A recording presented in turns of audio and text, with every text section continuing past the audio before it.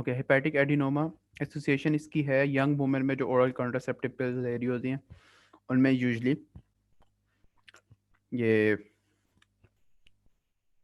होता है hepatic adenoma. अब आपने ये भी एक चीज़ है कि हेपाटोमा जो है वो हेपेटिक एडिनोमा को नहीं कहते, वरना तो यही पढ़ा ना हमने जिनके एंड पे ओ एम ए आ रहा हो तो वो बिनाइन होते हैं। लेकिन हेपाटोमा जो है वो हेपेटोसेलुलर कार्सिनोमा को आप कहते हो, हेपेटिक एडिनोमा को नहीं कहते, बिनाइन नहीं होता हेपाटोमा। हेपाटोमा आ गया, ओरल कॉन्ट्रासेप्टिव पिल्स के साथ इसकी एसोसिएशन आ गई।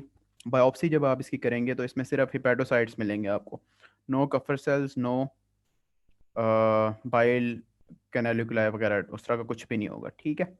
सिर्फ शीट्स ऑफ हिपैटोसाइट्स होंगी। अब इसकी क्या सिग्निफिकेंस है, बायोप्सी पे भी आपको पता लग जाएगा। दूसरा, जब आप न्यूक्लियर स्कैनिंग करोगे इसकी, उसका नाम है टेक्नीशियम समथिंग, टेक्नीशियम है, technetium sulphur colloid. Technetium sulphur colloid से जब आप रेडियो न्यूक्लियर स्कैनिंग करोगे तो जो कफर सेल्स होते हैं वो इसको अपटेक करते हैं। अगर हिपैटिक एडिनोमा है तो उसमें कफर सेल्स होंगे ही नहीं, तो ये जो है वो उसको अपटेक नहीं करेगा। जबकि अभी हम आगे जो कंडीशन पढ़ेंगे follicular sorry focal nodular hyperplasia, तो दैट कंटेन्स कफर सेल्स, तो वो अपटेक करेगा टेक्नीशियम सल्फोकोलाइड को। बाद से आप गैमा कैमरा से जब इमेज लोगे तो आपको पता लग जाएगा कि ये फोकल नोड्यूलर हाइपरप्लेजिया है या हेपेटिक एडिनोमा है। और बायोप्सी पे आपको वैसे ही पता लग जाएगा, बायोप्सी पे जब एडिनोमा होगा उसके अंदर सिर्फ हेपेटोसाइट की शीट्स होंगी, जबकि फोकल नोड्यूलर हाइपरप्लेजिया है तो उसके अंदर कफर सेल्स भी होंगे, ये भी होगा और बाइल डक्ट्स भी होंगी, ठीक है।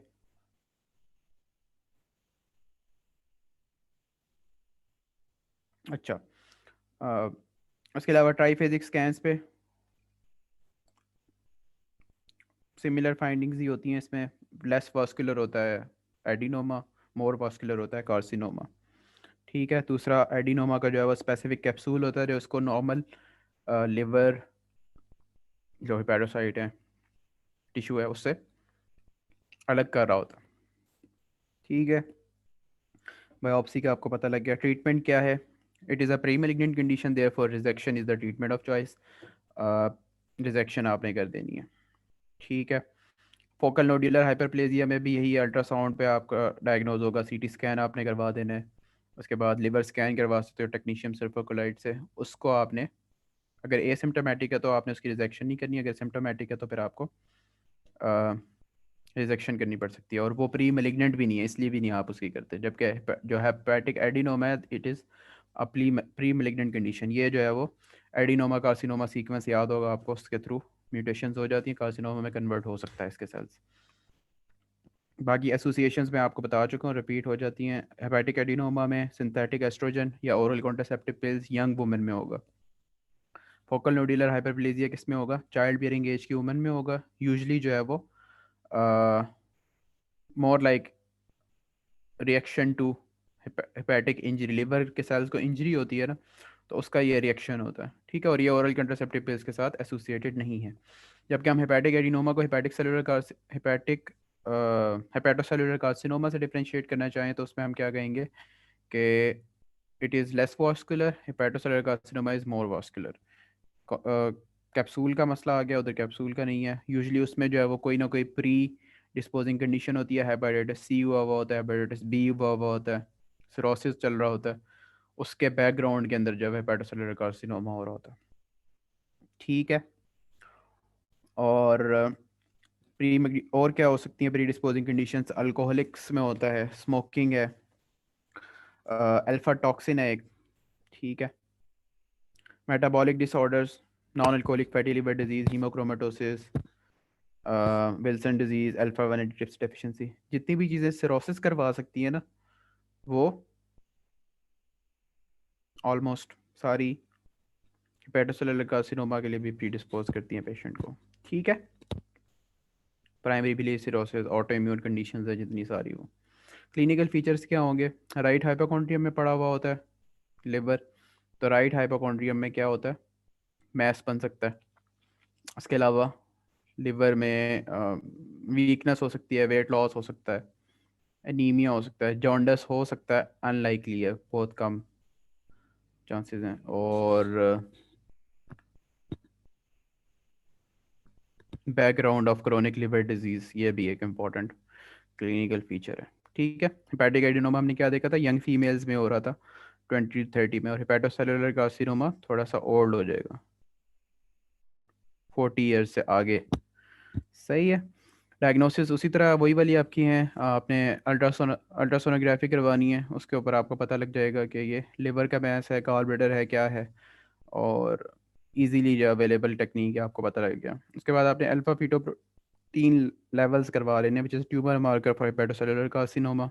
आपके सिनेरियो में अक्सर ही ये दिया हुआ होता है कि अल्फा फीटोप्रोटीन लेवल्स रेज्ड हैं। उसकी नॉर्मल वैल्यू जो है 20 नैनोग्राम्स पर मिलीलीटर है। तो सिरोसिस में भी इंक्रीज हुआ हुआ था ये अभी, लेकिन हेपेटोसेलुलर कार्सिनोमा में मैनी मैनी टाइम्स जो है वो इंक्रीज हो जाता है 400 नैनोग्राम्स। तो ये कितना, 200% इंक्रीज है इसमें। ठीक है, 20 वो क्या कहेंगे उसको, टाइम्स इंक्रीज है। ठीक है। CT scan most specific sensitive है। ट्राईफेजिक जो आपको बताया था, उसमें आपको क्या नज़र आएगा?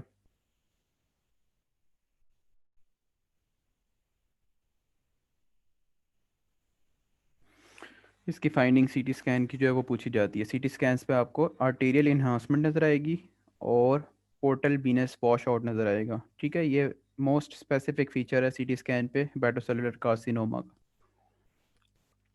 इन्हांसमेंट ऑन आर्टेरियल फेस और वीनस वॉश आउट जब वीनस फेस करेंगे उसका। खैर, उसके बाद बायोप्सी नीडेड नहीं होती है, आपको बता दिया था ये।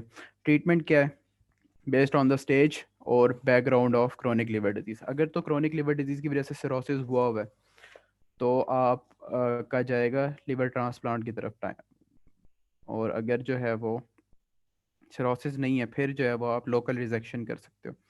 तो कॉमन सेंस की बात है, लोकल रिजेक्शन आप तभी कर सकते हो जब आपका ट्यूमर लिवर के अंदर अंदर ही हो, लिवर से बाहर ना गया हुआ हो। ठीक है। दूसरी बात, तब आप कर सकते हो जब इतना बड़ा ट्यूमर आपका ना हो कि आप रिजेक्शन करो और लिवर जो है वो पूरा ही आपको, मतलब 30% से जो है वो कम रह जाए। ठीक है, लिवर का जो रेमिनेंट टिश्यू होना चाहिए वो 30% से कम बचना चाहिए, मतलब 30% तक बचना चाहिए, उससे कम ना बचे।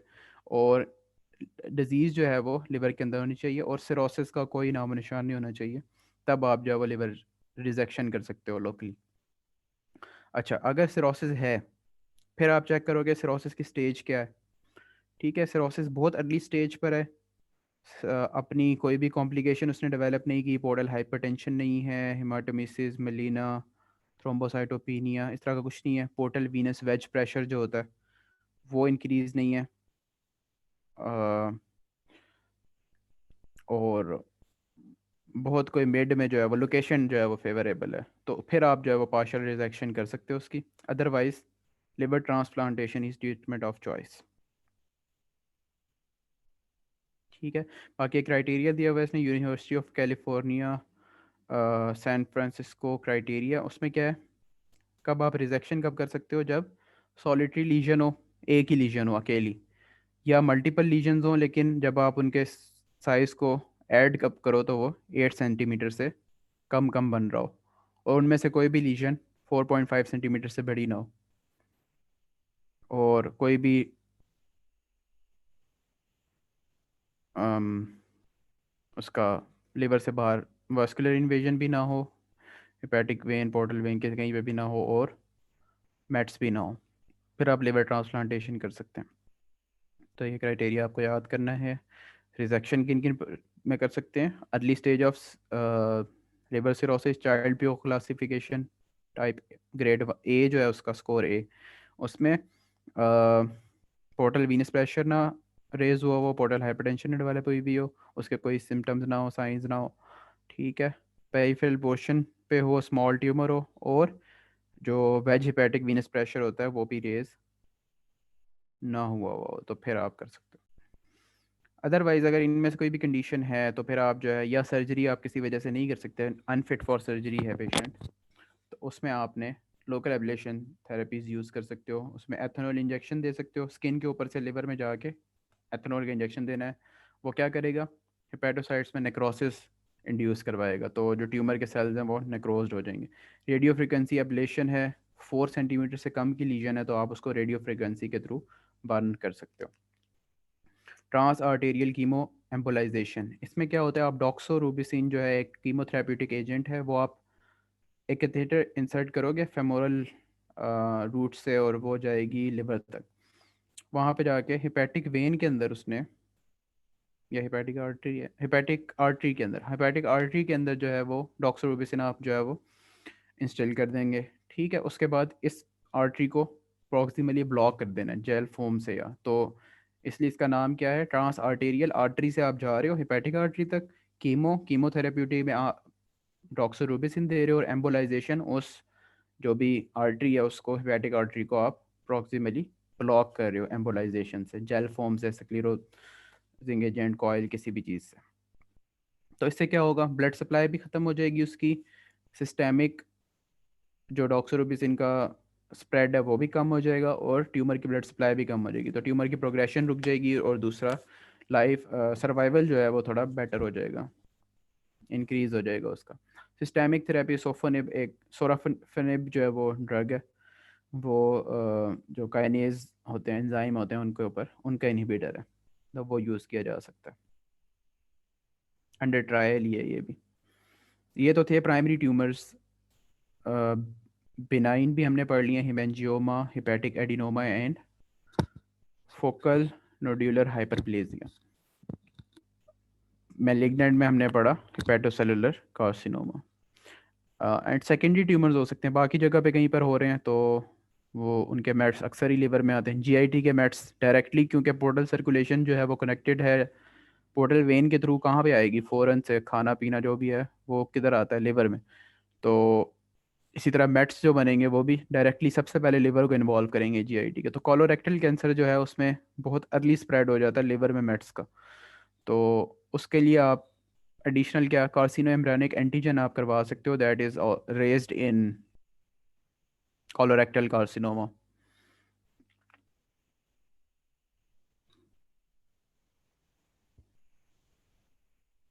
एंड बाकी तो वही चलेंगे आपके जो भी उसके डायग्नोसिस के लिए। तो उसमें क्या होता है कि अगर सिर्फ लिवर के अंदर मेट्स हो ना, और उनका साइज़ कम हो, तो आप उसकी लिवर में लोकल रिजेक्शन कर देते हो लिवर वाले मेट्स की, और बाकी कोलोरेक्टल को तो आपने करना ही है ट्रीट, एब्डोमिनोपेरिनियल रिजेक्शन, या वो स्टेज के ऊपर उसकी डिपेंड करेगा, वो हम आगे देखेंगे कोलोरेक्टल कार्सिनोमा पढ़ते हुए। अदर देन दैट जीआईटी के अलावा ब्रेस्ट के, किडनी के, और लंग्स के, पेंक्रियास के, ये भी जो है वो ट्यूमर्स मेट्स जो है वो उनके लिवर में आ सकते हैं, ये आपको याद करने हैं। तो किसी का कोई क्वेश्चन है यहाँ तक? Okay, next topic is pyogenic liver abscess.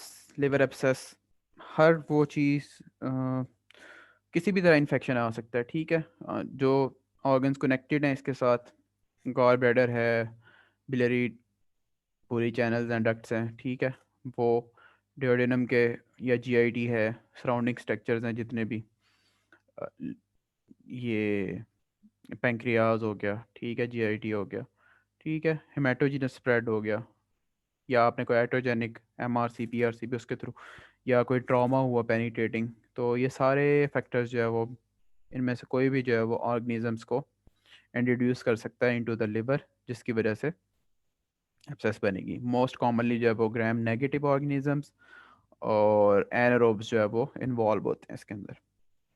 बाकी और कौन कौन से इन्वॉल्व हो सकते हैं, स्टेफ ऑरियस होगा, इकोलाई होगा, सॉरी स्टेप ऑरियस नहीं है, स्टेप्टोकोकस फिकैलिस और स्टेप्टोकोकस मिलियरी, ये इन्वॉल्व होंगे, इकोलाई होगा, और एनारोब्स होंगे, ठीक है।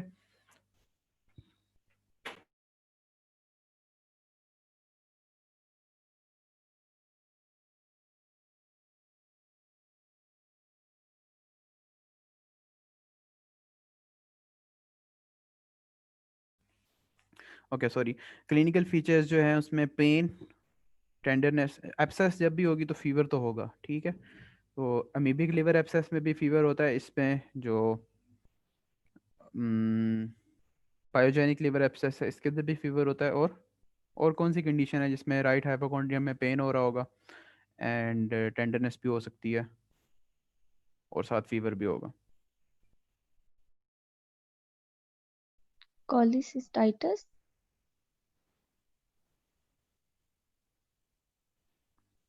ओके, कोलिसिस्टाइटिस हो सकती है, और एक और कोई टाइड पड़ा है इस तरह का, jaundice, fever and right hypochondrium pain वगैरह? हाँ, कोलेंजाइटिस, ठीक है। तो ये इसी तरह जो है वो दो चार चीज़ों से जो है वो डिफरेंशिएट आपने करना है। अच्छा, डायग्नोसिस इसका और एमीबिक लिवर एब्सेस का बिल्कुल इन्वेस्टिगेशन सेम है।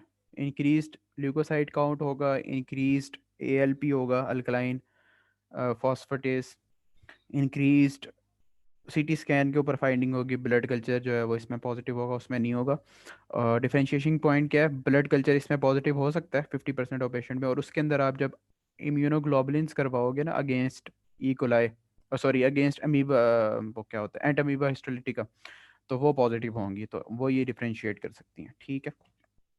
ट्रीटमेंट क्या है, इंट्रावीनस एंटीबायोटिक्स आपने देनी है, 8 वीक्स तक एंटीबायोटिक्स चलेंगी इसकी, जो ग्राम नेगेटिव ऑर्गेनिजम्स को और एनारोब्स को भी कवर कर रही हूँ, ऐसी ब्रॉड स्पेक्ट्रम एंटीबायोटिक्स देनी है आपने।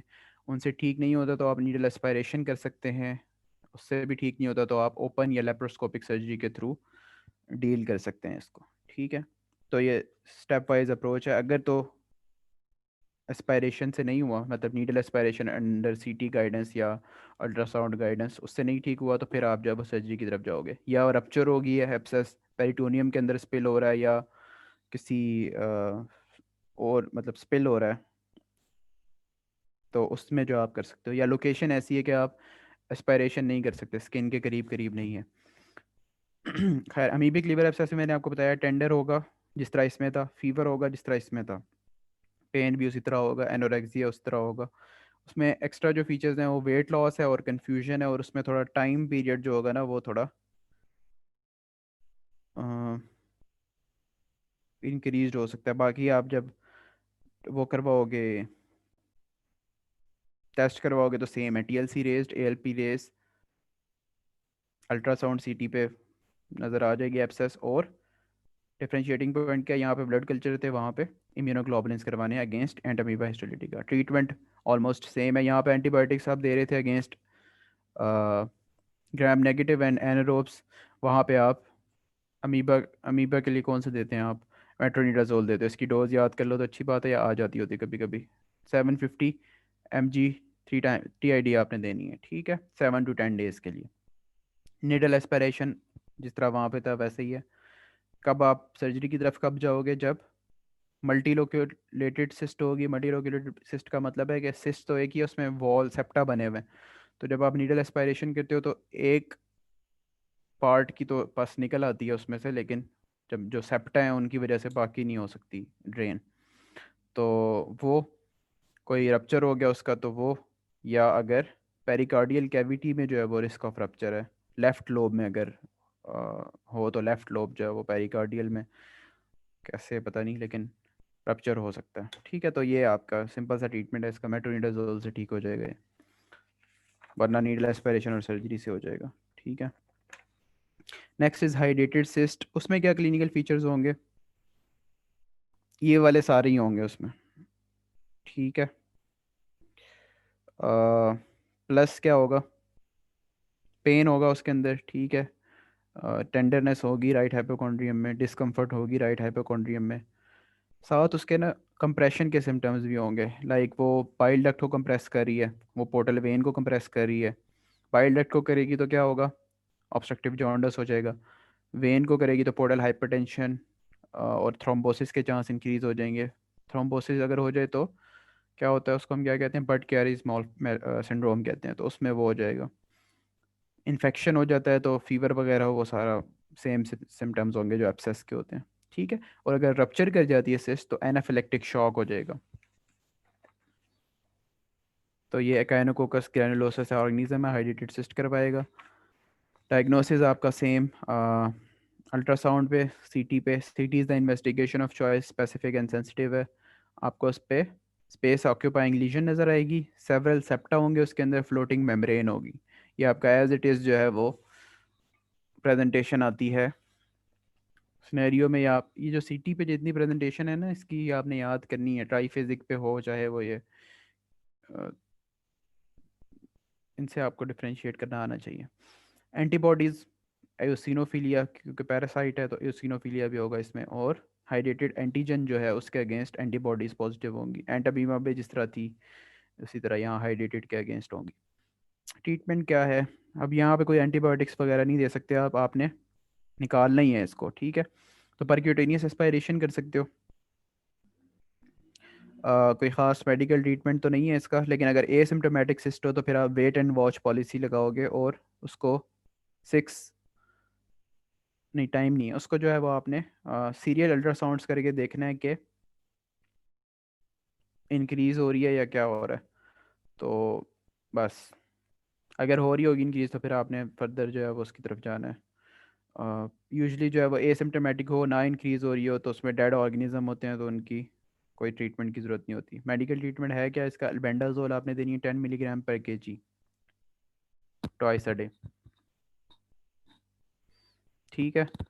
और परक्यूटेनियस उसी तरह एस्पायरेशन कर सकते हैं, ठीक है। पंक्चर करना है आपने उसको, एस्पायरेशन करना है कॉन्डेंट्स को, इंजेक्शन डालना है इसके अगेंस्ट स्कोलिसाइडल एजेंट होगा, और दोबारा जो है वो फ्लूइड को एस्पायरेशन कर देनी है। पेयर, पी से पंक्चर, ए से एस्पायरेशन, आई से जो है वो इंजेक्शन स्कोलिसाइडल एजेंट का, और आर से री एस्पायरेशन।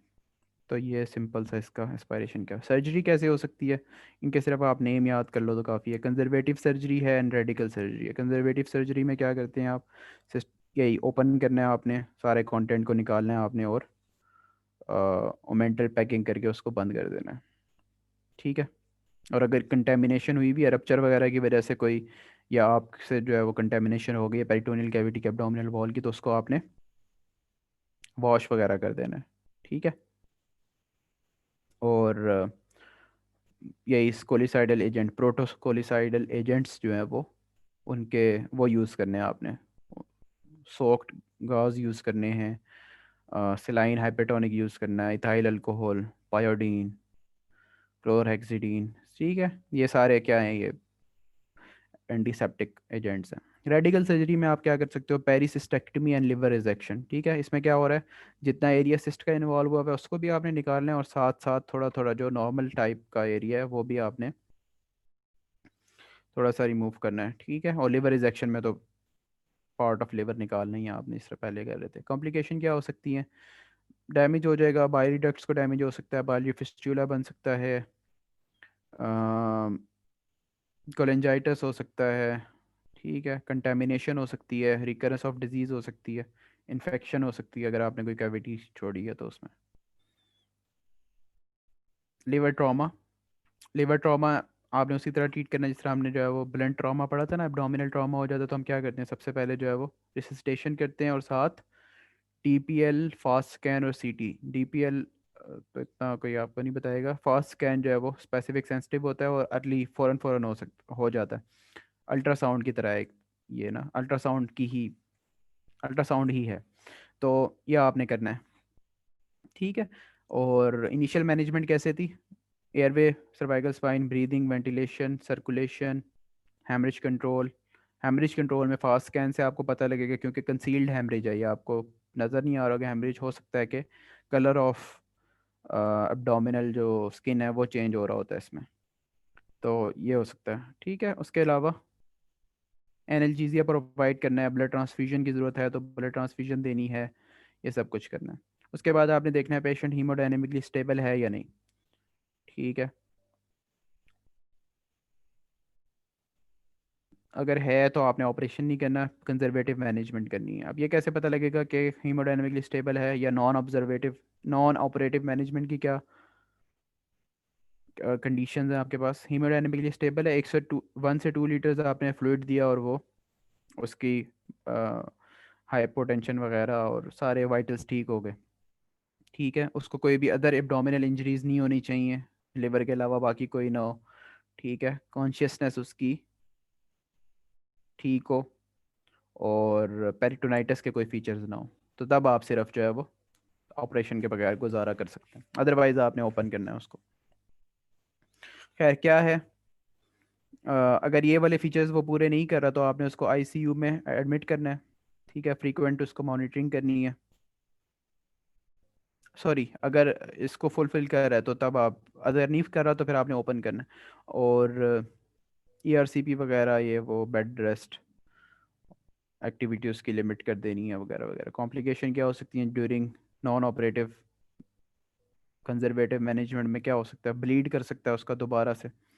ठीक है, लिवर नेक्रोसिस हो सकता है, सूडो एन्यूरिज्म फॉर्मेशन हो सकती है, और आर्टेरियो वीनस फिस्टुला बन सकते हैं।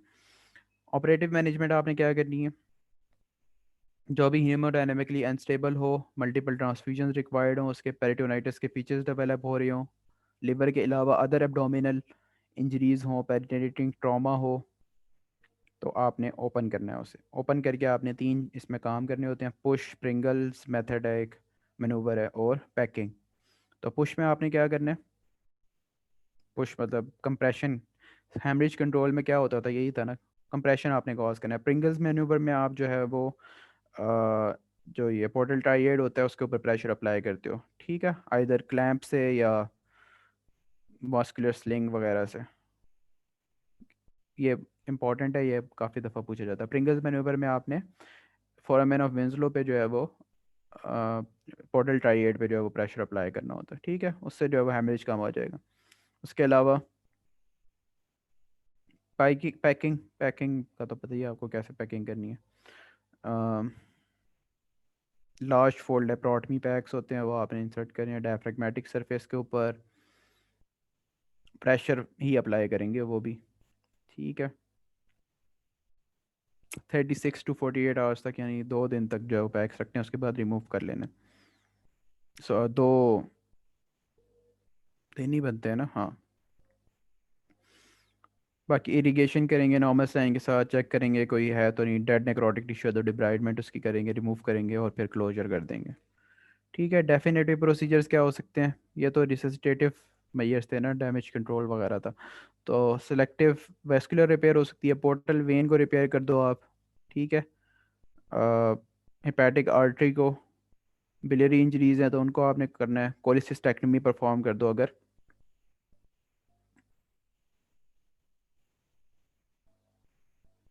प्रिंगल्स परफॉर्म किया था आपने तो उसकी वजह से उसकी ब्लड सप्लाई कॉम्प्रोमाइज़ हो चुकी भी होगी।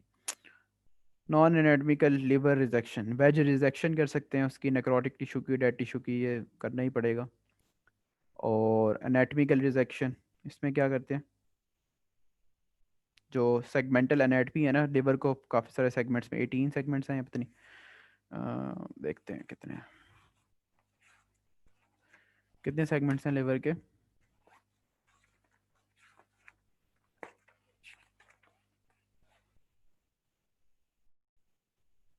8 सेगमेंट्स हैं।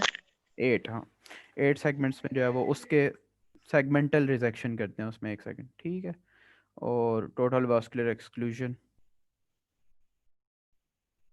जो बड़ी बड़ी वेसल्स हैं उनको ऑक्लूड कर देना आपने। और रिपेयर ऑफ इंजरी करनी है, इन्फिया वीना केवा की, हेपेटिक वेन की। कितने टाइम तक जो है वो इस्कीमिया बर्दाश्त कर सकता है, 45 मिनट्स तक जो है वो इस्कीमिया, जो आपने प्रिंगल्स मैनूवर से या किसी भी तरह किया है तो वो लिवर टॉलरेट कर लेगा। और लिवर ट्रांसप्लांटेशन, हर हर डिजीज़ में, मेडिकल डिजीज़ हो चाहे ये वाली हो, लिवर ट्रांसप्लांटेशन जो है वो आखिरी स्टेप, आखिरी ऑप्शन होता ही है। कॉम्प्लिकेशन उसी तरह होंगी, हैमरेज हो सकता है, liver abscess, biliary fistula, biliary strictures, haemobilia. Haemobilia क्या होता है, जो बाइल होता है उसके अंदर जो है वो ब्लड आना शुरू हो जाता है। ठीक है,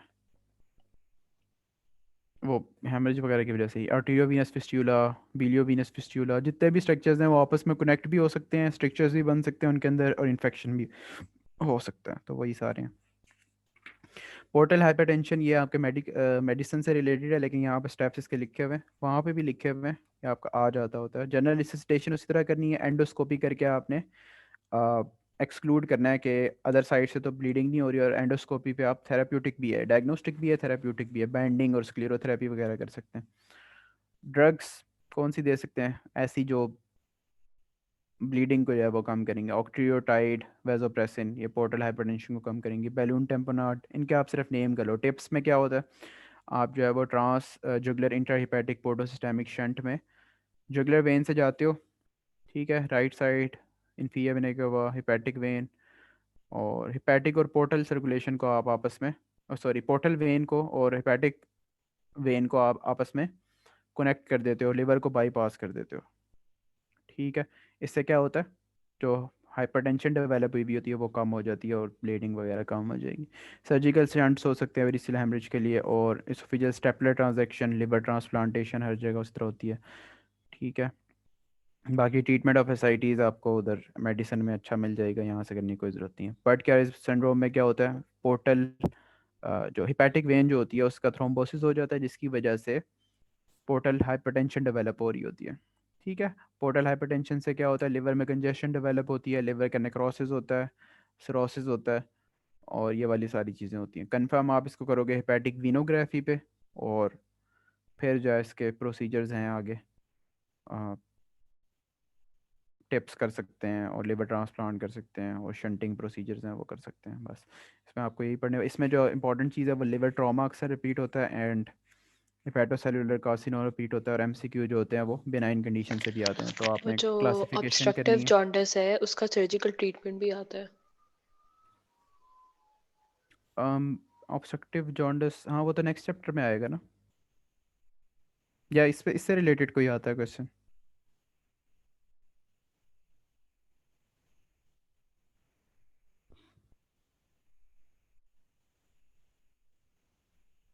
क्या कह रही हो आप?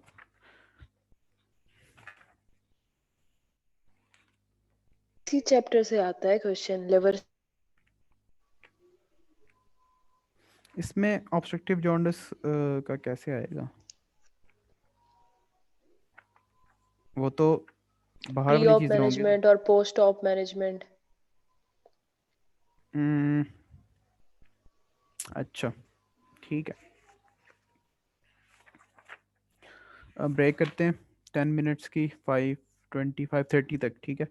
तो 5:30 पे फिर कर लेंगे आगे।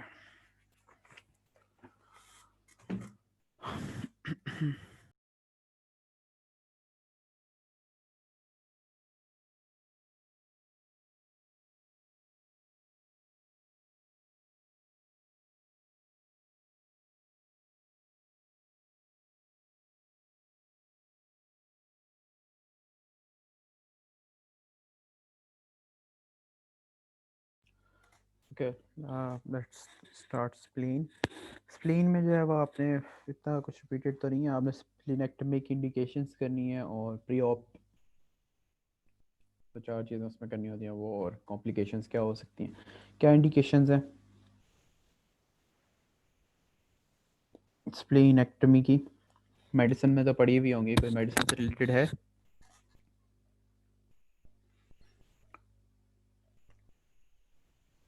आवाज़ आ रही है मेरी ठीक?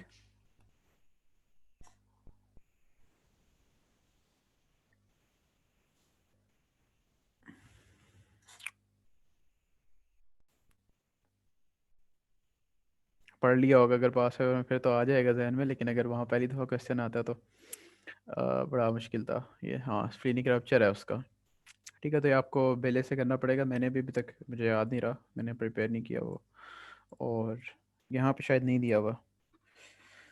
क्या दिया हुआ है? नहीं दिया हुआ। बहरहाल वो अगर इस तरह का कुछ हो जाता है तो आपको स्प्लीनेक्टमी करनी पड़ती है।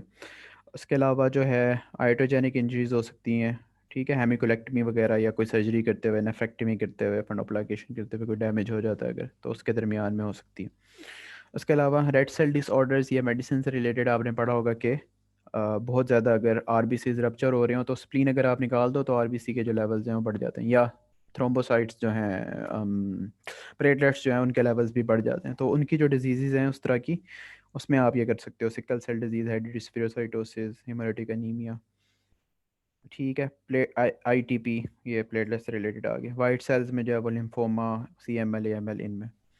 बाकी एब्सेस कोई बन गई है, splenic abscess, portal hypertension, splenic artery aneurysm, इस तरह की कोई कंडीशन है तो उसमें भी कर सकते हैं। प्री ऑप आपने क्या करना होता है? प्री ऑप ये है कि इसमें एक तो आई थिंक 5 ईयर से पहले पहले अच्छा, प्री ऑप आपने क्या करना होता है? कोagulation प्रोफाइल करेक्ट होनी चाहिए, डीबीटी प्रोफिलैक्सिस देना है, एंटीबायोटिक देना है, वैक्सीनेशन करनी है। वैक्सीनेशन 3 ऑर्गेनिजम्स हैं जो भी ये इनकैप्सुलेटेड ऑर्गेनिज्म जिनको कहते हैं, हीमोफिलस इन्फ्लुएंजी टाइप बी, और मेनिंजोकोकाई और नीमोकोकाई। ठीक है, इनके अगेंस्ट जो है वो हो जानी चाहिए, उसकी वैक्सीनेशन हो जानी चाहिए। ठीक है, टेक्निक ओपन होती है, इलेक्टिव होती है, इमरजेंसी होती है, करने की ज़रूरत नहीं है आपको। कॉम्प्लिकेशन पता होनी चाहिए आपको। इंट्रा ऑपरेटिव क्या हो सकता है? जितने भी स्ट्रक्चर हेमरेज हो सकता है, सबसे पहले सराउंडिंग स्ट्रक्चर्स कौन कौन से? कॉलन पड़ा हुआ है, राइट स्प्लेनिक फ्लेक्चर गुजर है यहाँ से, ठीक है, और टेल ऑफ पेंक्रियाज है, टिकल कर रही है स्प्लीन को, ठीक है, और डायाफ्रागमेटिक, डायफ्राम ऊपर से कवर कर रहा है इसको, तो उसकी इंजरी हो सकती है। ठीक है, पोस्ट ऑप एआरडीएस हो सकता है, टेलेक्टेसिस हो सकता है, नमोनिया हो सकता है, डायफ्राम सबफ्रेनिक एब्सेस हो सकती है डायफ्राम के नीचे, और हीमाटोमा, पैरालिटिक आइलियस हो सकती है पोस्ट ऑप, और गैस्ट्रिक डायलिटेशन, ये सारी कंडीशंस हो सकती हैं। और लेट और पोस्ट ऑपरेटिव क्या हो सकता है? पोस्ट स्प्लीनेक्टमी इन्फेक्शन, यही जो ऑर्गेनिज्म जिनके अगेंस्ट हमने वो किया है ना, वैक्सीनेट किया है, इनके इन्फेक्शन, उनका रिस्क जो है वो बहुत ज़्यादा हो जाता है। तो और बहुत ज़्यादा सेप्सिस, सेप्टिक शॉक और इस तरह की कंडीशन होने के चांसेस होते हैं। तो ये आपने करना है। तो उसका प्रिवेंशन कैसे करोगे? वैक्सीनेशन करोगे एक तो प्री ऑप, और प्रोफिलैक्टिक एंटीबायोटिक दोगे, पहले भी बाद में भी देनी है। बाद में क्या होती है, 5 ईयर्स से पहले अगर आप कर रहे हो तो 10 साल तक जो है वो पेंसिलिन की डोज देनी है। मेरे ख्याल से अ, एक दफ़ा जो है वो डेली जो है वो देनी होती है। ये मेडिसिन में लिखा हुआ है आपके डिटेल से। वैक्सीनेशन करनी है, मलेरियल प्रोफिलैक्सिस देना है, क्लोरो क्वीन वगैरह। अच्छा, उसके बाद इसमें और कुछ करने वाला नहीं है आपने, जो है वो आईटीपी और हाइड्रोसिस ये उधर ही करना है आपने उसमें। ठीक है, कोई चीज़ नहीं है। स्प्लेनिक रप्चर लिख लो यहाँ पे ताकि याद भी रहे, वो करना है। या trauma to spleen and liver, ये मैंने जनरल जब पढ़ा रहे थे उस टाइम लगवाया था कि trauma to spleen and liver जब ये लेफ्ट साइड पे होगा तो फिर लिवर क्यों है? नहीं, लेफ्ट साइड पे लिवर तो नहीं है, मैं वैसे टॉपिक बता रहा हूँ कि ये उधर पहले से मैंने जो है वो मार्क करवाया था, है स्प्लीन ही लेफ्ट साइड पे। जो वो क्वेश्चन आया हुआ उसमें भी स्प्लीन ही है, और लेफ्ट साइड पे अगर होगा तो स्प्लीन ही है। टॉर्सो ट्रॉमा का टॉपिक है ये, स्प्लेनिक रप्चर। अच्छा, आगे जो है वो हेपेटोबिलियरी सिस्टम है। ये सॉरी, आई थोड़ा जस्ट सा वांट टू ऐड कि वो जो स्प्लेनिक रप्चर है ना, उसमें सीट बेल्ट इंजरी भी कर लेना उसके साथ ही, जस्ट एज एन एडिशन। कौन सी इंजरी? सीट बेल्ट इंजरी, जब एक्सीडेंट होता है ना तो जो सीट बेल्ट हम्म। लगाई होती है उसकी वजह से इंजरी आती है, वो है। ओके ओके ओके, सही।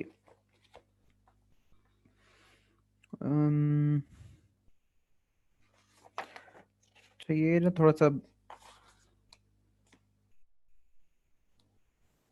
मुश्किल से टॉपिक है ये। ठीक है, कोलीलिथियासिस है, कोलिडोकोलिथियासिस है, कोलिसिस्टाइटिस है, ए कैलकुलस, ये कैलकुलस, और बाकी ऑब्स्ट्रक्टिव जॉन्डिस की कितनी हो सकती हैं? चलो, ऑब्स्ट्रक्टिव जॉन्डिस की क्या क्या कॉजेज होती हैं? 10 कॉजेज करवाओ, बताओ क्या क्या हो सकता है। अब माइक ओपन करने का टाइम आ गया, अब ये मैं अकेले नहीं कर सकता कुछ भी इसमें से, बहुत ही बोरिंग है ये।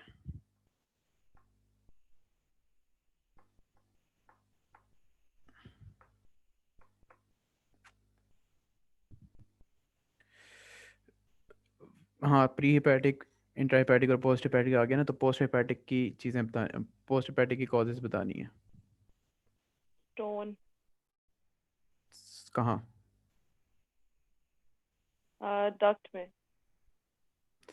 कोलिडोकोलिथियासिस, ठीक है। अच्छा, ये भी अब डिफरेंशिएट करने के लिए आपने कोलिलिथियासिस नहीं लिखना, ना ही गार्बेडा स्टोन्स लिखना है, अगर ये है गार्बेडा मतलब ऑब्स्ट्रक्टिव जॉन्डिस के साथ प्री सीबीडी में। अच्छा, और बस हेड ऑफ पेंक्रियाज, ठीक है, सी ए हेड ऑफ पेंक्रियाज हो सकता है, पेरी एम्पुलरी ट्यूमर हो सकता है, या एम्पुलरी भी हो सकता है। ये जो एम्पुला ऑफ वेटर है उस साइड पे अगर ट्यूमर है कोई, जहाँ पे ओपनिंग हो रही है इसकी ड्यूडेनम के अंदर। Anything else? फिर कुछ कंजेनिटल कंडीशंस है, एट्रीजिया होता है, वो कॉलीडोकस सिस्ट होती है। ठीक है, हो गए वो स्ट्रिक्चर्स हो गए, या कोलिडोकल सिस्ट हो गई, या कुछ इस तरह का हो गया। और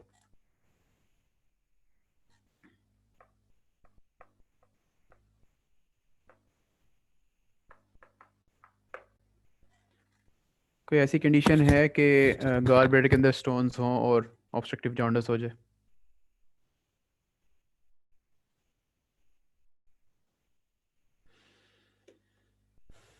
नहीं? गॉलस्टोन आइलियस की बात कर रहे हो? उससे ऑब्स्ट्रक्टिव जॉन्डिस तो तो उसका obstructive तो jaundice क्यों, मतलब आई डोंट सी है, obstruction of वो हो जाएगी गट। ओके। मेजी कार्सिनोमा सिंड्रोम हमने सुना है किया है। कभी? Oh yes. करते हैं वो भी। इसमें जो है वो स्टोन गॉल ब्लैडर के अंदर होगा एक्स्ट्रा लुमिनल, मतलब बाहर से जो है वो आके गॉल ब्लैडर को जो है उसको सीबीडी को कंस्ट्रक्ट करेगा ये, ठीक है। तो ये वाइवा बड़ा पसंद है। खैर, और सी हेड ऑफ पेंक्रियास पेरियम, और कोई कार्सिनोमा है इस जगह का? कोलेंजियो कार्सिनोमा। कोलेंजियो कार्सिनोमा हो सकता है, ठीक है। अभी भी 3-4 चीज़ें रह गई हैं। कोलेंजाइटिस भी तो है। कोलेंजाइटिस हो गया, स्ट्रक्चर हो गया, बिनाइन भी होते हैं, मेलिग्नेंट स्ट्रक्चर भी हो सकता है, ठीक है। चलो खैर, इसकी 10 कॉजेज़ हैं, आपने याद करनी है। और देख के मुझे भी एक दो नहीं याद अभी। कितनी हो गई हैं? 1 2 3 4 5 6 7 8, 2 रह गई हैं। हम्म,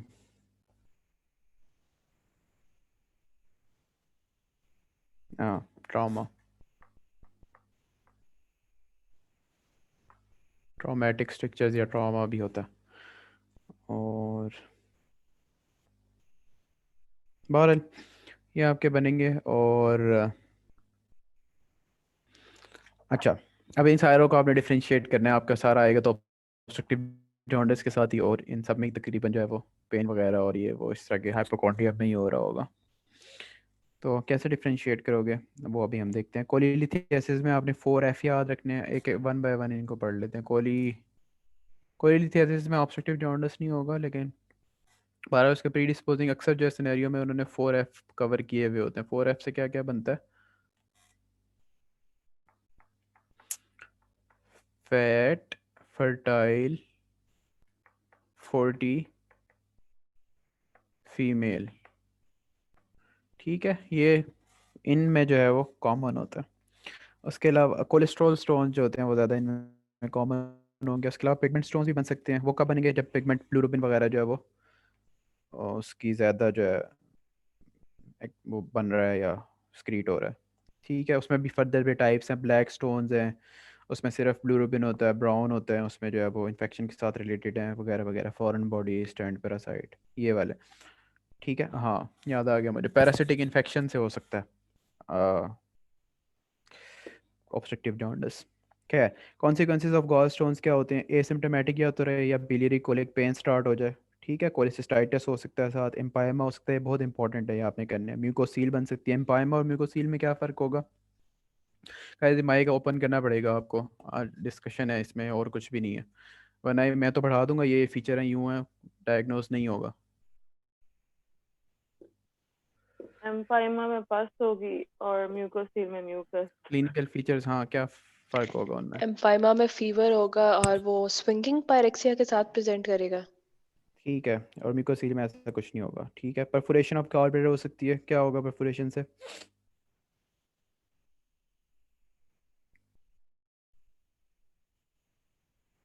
गॉलब्लैडर पेरिटोनियम के अंदर है, पेरिटोनियम के से बाहर है?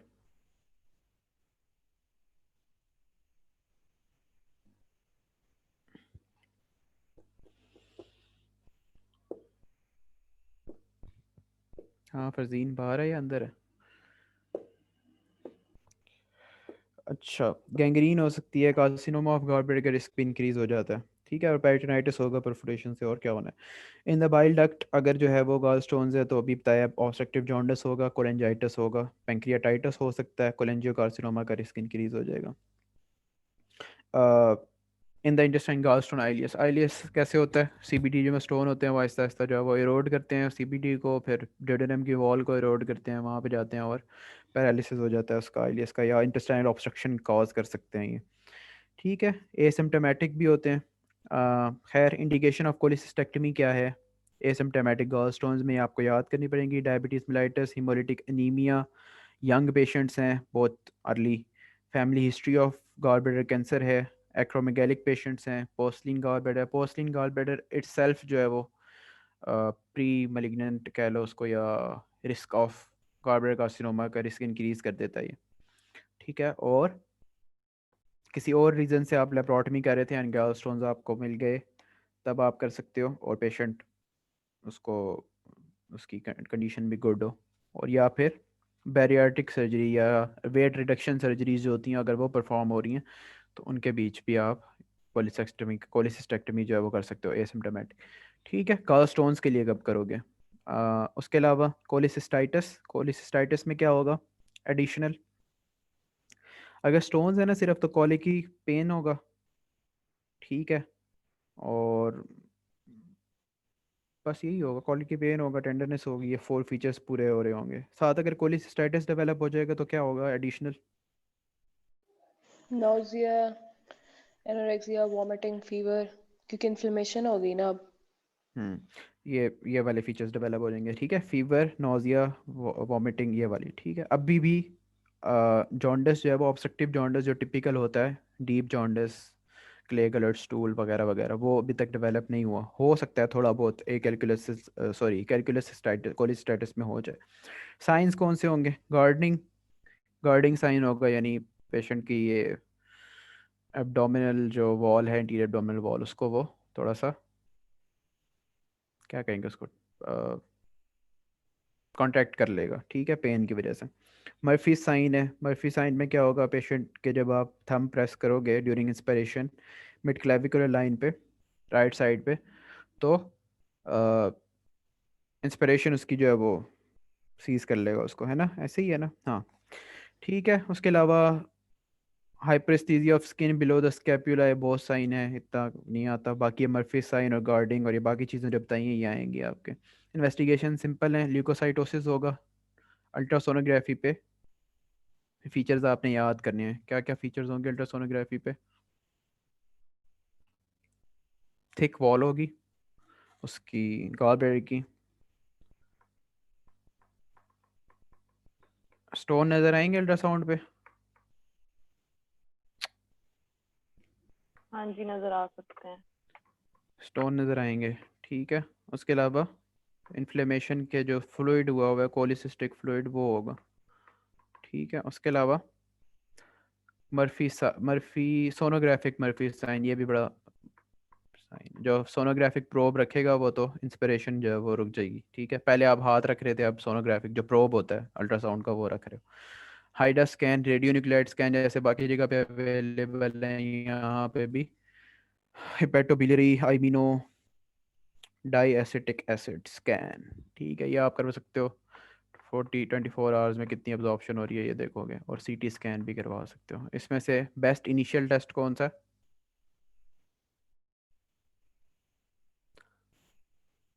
जो सबसे नॉन इन्वेजिव है, सबसे रेडीली अवेलेबल है, कौन सा इनमें अल्ट्रासाउंड। से? अल्ट्रासाउंड बेस्ट इनिशियल है, और गोल्ड स्टैंडर्ड कौन सा है? लिखा नहीं हुआ ये, लेकिन सर ने बताया था ये जो हाइडा स्कैन है ये गोल्ड स्टैंडर्ड है, ठीक है।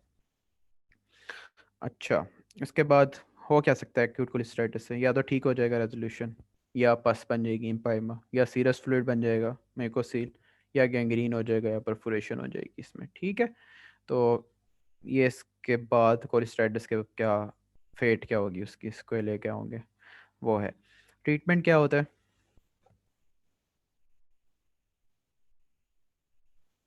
Treatment of choice is cholecystectomy, ठीक है। तो बट कोलिसिस्टेक्टमी से पहले आपने प्रिपेयर करना है पेशेंट को, कैसे करोगे? इसको नील पर ओरल करके एंटीबायोटिक्स देनी होती है। हाँ, क्योंकि इन्फेक्शन हुई एक्यूट नाउजिया वॉमिटिंग फीवर के साथ आ रहा है, तो ऐसी कंडीशन में तो ऑपरेट नहीं कर सकते। ठीक है, एनपीओ कर दिया, एंटीबायोटिक्स उसका दे दी, फ्लूइड और उसका फ्लूइड बैलेंस और एंटीबायोटिक्स फ्लूइड बैलेंस भी ठीक करेंगे। आईवी फ्लूइड्स लगाए, बैलेंस किया। पेन है, एनाल्जेसिया दे दिया, और कुछ? बस यही, ऑलमोस्ट यही चीज़ें उसकी, ठीक है। उसके बाद जो है वो आप एंटीबायोटिक्स कौन सी देनी है? अगेंस्ट ग्राम नेगेटिव ऑर्गेनिज्म देनी है, वो ज़्यादा कॉमन है यहाँ पे। और बाकी मॉनिटरिंग चलेगी, वो उसके पल्स, पीपी वगैरह, ये वाली चीज़ें, वाइटल मॉनिटरिंग।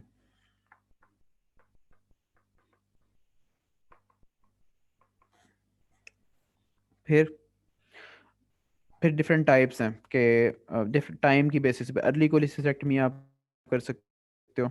सेम एडमिशन पे उसका जब आया था वो, उसके 2-3, ये आपने किया सारा कुछ, 2 से 3 दिन बाद आपने कर दिया, ठीक है। या इंटरवल कोलिसिस्टेक्टमी कर सकते हो, ये वाली ट्रीटमेंट दे के आपने जब वो स्टेबल हो गया, पेशेंट्स को भेज दिया, नेक्स्ट दोबारा जो है उसको ऑपरेशन के लिए 1-2 महीने के बाद जो है वो उसको बुलाया। सही है। कब आपने जो है वो मतलब उसी टाइम पे जो है वो करनी है। वर्सनिंग ऑफ सिम्टम्स हो रही हो, इस ट्रीटमेंट के बाद भी ठीक ना हो रहा हो वो, ठीक है। Detection of gas in the biliary tree, detection of gas कब होगी बिलियरी ट्री में?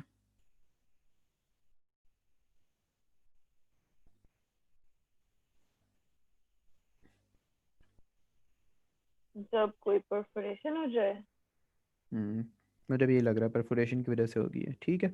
एम्पायमा हो गया, वो हो गया है, पोस्टलिंग ऑर्बिटर हो गया, गैंग्रीन हो गया, परफोरेशन हो गई है, इस तरह की कोई भी चीज़, या कास्ट्रोनाइलियस हो गया, तो इसकी वजह से फिर आपको जो है वो वेट नहीं करते रहोगे आप 2 महीने का, जल्दी से कर दोगे, ठीक है। अ, उसके अलावा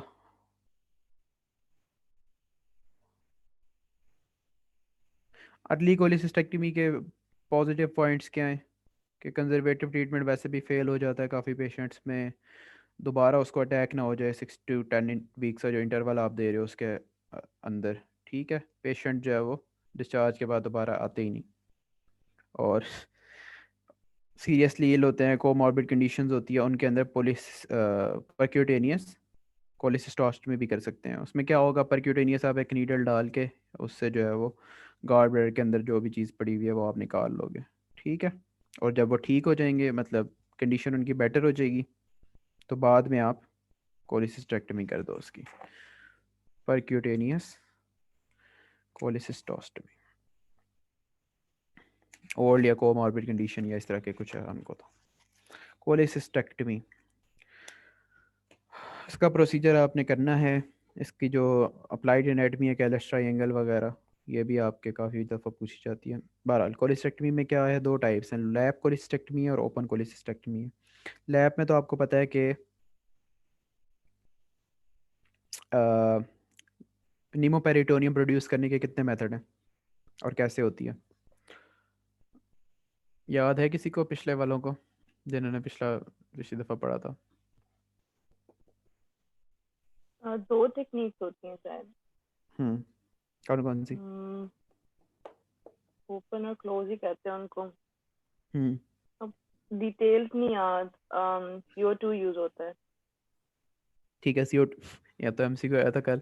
अच्छा, ओपन है, क्लोज है। ओपन में आपने इंसिजन देना है स्मॉल अबव द अम्बलाइकस, ठीक है। उसके अंदर से जो है वो हेसेंस कैनेला होता है, उसको आपने डालना है, उसके साथ आपने लगाना है जो भी उसका CO2 डालने के लिए, उससे हो जाएगा। क्लोज मेथड में आपने क्या करना है, एक होता है नीडल होती है, वेरस नीडल, ठीक है। वेरस नीडल के थ्रू जो है वो आपने उसमें करना होता है, फिर वेरस नीडल के थ्रू आप प्रोड्यूस करते हो। ये आपका चैप्टर है मिनिमली इन्वेजिव सर्जरी का, उससे रिलेटेड है ये। पर आपने कर लिया, ये प्रोड्यूस नीमोपेरिटोनियम पहला स्टेप होता है। इसमें कार्बन डाइऑक्साइड क्यों यूज़ करते हैं, और कोई चीज़ क्यों नहीं यूज़ करते, गैस? कंबस्टन कंबस्टन नहीं होती। नाइट्रोजन की कंबस्शन नहीं होती, फिर नाइट्रोजन क्यों नहीं यूज़ करता? ठीक है, ऑक्सीजन ये और एयर नहीं कर सकते, कंबस्शन हो जाएगी। एक्सपेंसिव नहीं है, इजीली अवेलेबल है। ठीक है, नाइट्रोजन क्यों नहीं करते? एक्सपेंसिव नहीं है, इजीली अवेलेबल है। अच्छा, और कोई रीज़न है? एब्जॉर्ब भी हो जाती है जो नाइट्रोजन है ना वो, और बाद में एयर एम्बोलिज्म और इस तरह के काम करवाती है वो। 12। हाँ, बाकी दोनों ठीक रीज़न बताइए आपने। बाकी इसमें आपने याद करना होता है कि कहाँ कहाँ पे जो है वो डाली, पोर्ट जो है वो कहाँ कहाँ पे डलेगी। 10 mm जो है वो कहाँ डलेगी, अम्ब्लाइकस पे, ठीक है। और 30 डिग्री लेप्रोस्कोप इसके थ्रू आपने डालना होता है, जिससे आप देख रहे हो, जो आपका विजन है बेसिकली, कैमरा समझ लो उसको, ठीक है। 10 mm जस्ट बिलो द जिफिस्टर्नम। अब ये पोर्ट्स होती हैं, उनके साइज़ हैं, ये डायमीटर होता है 10 mm का, 5 mm का, इस तरह। तो उनकी बात हो रही है। एक जो है वो आपने मिड क्लेविकुलर लाइन पे डालनी होती है, और एक आपने जो है वो just below the coastal margin anterior axillary line में डालनी होती है। हमारे यहाँ 3 पोर्ट होते हैं, लेकिन यहाँ इसने 4 दिए हैं, तो आपने 4 ही याद करना। तो क्या क्या हो गया, अम्ब्लाइकस पे, और एपिगेस्ट्रियम में, और मिड क्लेविकुलर लाइन पे, और तीसरी मिड एक्सिलरी लाइन पे, ठीक है। ये 4 पोर्ट्स होगी आपकी। एक में जो है वो लेप्रोस्कोप डाली हुई है आपने, जिससे एंटीरियर आपको एक्सिलरी लाइन लिखा हुआ है, मिड एक्सिलरी लाइन नहीं है।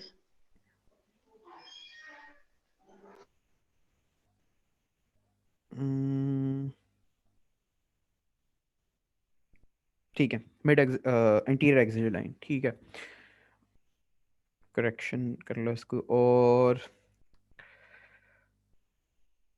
क्या बात हो रही थी, बहरहाल आपने आगे कैसे जाना है। ओपन में भी आपने यही करना होता है, एक दफ़ा जब आपने ओपन कर लिया, उसमें कॉशर्स इंसिजन होती है जस्ट 2 सेंटीमीटर बिलो द जो कॉस्टल मार्जिन होता है, राइट कॉस्टल मार्जिन, उसके अंदर जो है वो आपने देनी होती है। खैर, आपने ओपन किया, आपने क्या आइडेंटिफाई करना है सबसे पहले, गॉल ब्लैडर की फंडस को आइडेंटिफाई करना है आपने, और उसके बाद आपने कैलस ट्रायंगल में जाना है, ठीक है। कैलस ट्रायंगल में आपने एक लिम्फ नोड ऑफ होता है, उसको जो है आइडेंटिफाई करना होता है। और अब यहाँ पे आपने लाइगेट करना है सिस्टिक डक्ट को और सिस्टिक आर्टरी को, ठीक है। इन दोनों को आपने लाइगेट करना है, इन दोनों को आप क्लिप करना है। क्लिप करके जो है फिर आपने गार्बेयर को जो है वो एक्सरसाइज करना होता है। राइट लोब ऑफ लिवर जो होता है उसकी बैक पे जो है वो हुआ हुआ होता है, उससे वहाँ से आपने जो है वो कॉटरी करके उसको रिमूव करना होता है। फिर एक बैग होता है, उसके थ्रू अम्लाइकल जो पोर्ट होती है उधर से जो है वो रिमूव कर लेते हैं, जो आपने गार्बेयर को कट करके निकाला है, ठीक है। अब इसमें क्या क्या हो सकता है, सीबीडी को डैमेज, सारे जितने भी यहाँ पे चीज़ें हैं, पोर्टल वेन है, हेपेटिक आर्टरी है, उनको जो है वो डैमेज हो सकता है, ठीक है। उसके अलावा कार्बन डाइऑक्साइड जो है वो, उसकी वजह से प्रॉब्लम हो सकती है अगर वो रिटेन हो जाए, ठीक है। परफोरेशन ऑफ गैल ब्लैडर अगर हो जाए ड्यूरिंग द प्रोसीजर, तो उससे क्या होता है, वही बाद में जो है वो वॉश करना पड़ेगा आपको, प्रोसीजर लंबा हो जाएगा, वॉश करना पड़ेगा सारे को। और बाद में इरिटेशन की वजह से पेरिटोनाइटिस पोस्ट ऑप जो है वो डेवलप हो सकता है, तो वो सारा काम होगा, ठीक है। बाकी यहाँ से जीआईटी वगैरह भी है, उसको भी डैमेज हो सकता है। कॉन्ट्रा इंडिकेशंस क्या हैं, लैब की अपनी होती हैं कुछ। कार्बन डाइऑक्साइड नहीं यूज़ कर सकते आप, जिनको हार्ट या पल्मो कार्डियोपल्मोनरी जिसमें डिजीज़ हो उनमें नहीं कर सकते आप, ठीक है। ब्लीडिंग डिसऑर्डर है, लिवर फेलियर है, तो इनमें भी नहीं आपने करनी। ओपन इंसिजन आपको पता लग गया, प्रोसीजर ऑलमोस्ट जो है वो करना, उसमें भी यही है, आपने सिस्टिक डक्ट को भी लाइगेट करना है। आपने यहाँ पे क्लिपिंग कर रहे थे, वहाँ पे लाइगेशन होगी, और सिस्टिक आर्टरी को भी लाइगेट करना है, और फिर आपने जो है वो उसको करना है। तो इसके स्टेप्स आपने याद करने हैं। इसी तरह कॉम्प्लिकेशन उसमें क्या हो सकती हैं, सेम कॉम्प्लिकेशन है, हीमाटोमा इन्फेक्शन और इन चीज़ों के रिस्क इंक्रीज़ हो जाएंगे, ठीक है। पोस्ट कोलिसिस्टेक्टमी सिंड्रोम है एक, उसमें क्या होता है,